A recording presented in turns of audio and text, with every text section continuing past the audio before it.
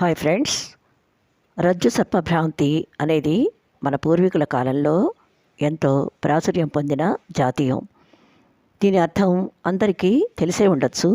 కానీ అందులో ఇమిడిన అంతరార్థం యువతకు తెలియజేయాలన్న ఆకాంక్షతో వివరిస్తున్నాను. తాడును చూసి పాముగా భ్రమపడి పారిపోవడం పిరికితనం. ఎందుకంటే ప్రతి మనిషికి జీవన గమనంలో ఎన్నో ఒడిదుడుకులు, ఆటుపోట్లు అనుభవించక తప్పదు. కానీ కష్ట సమయంలో బాధపడుతూ చేతులు ముడుచుకుని కూర్చోవడం, చిన్న చితక సమస్యలను గోరంతలు కొండంతలుగా ఊహించుకొని వాటికి భయపడి పలాయనం చిత్తగించడం భీరుల లక్షణం. కన్నీళ్లు ఉపశమనం కలిగిస్తాయే తప్ప పరిష్కారం చూపించలేవు. కష్టాలు దడిసి పారిపోతే అవి పాముల్లా వెంబడిస్తాయే కానీ దూరం కావు.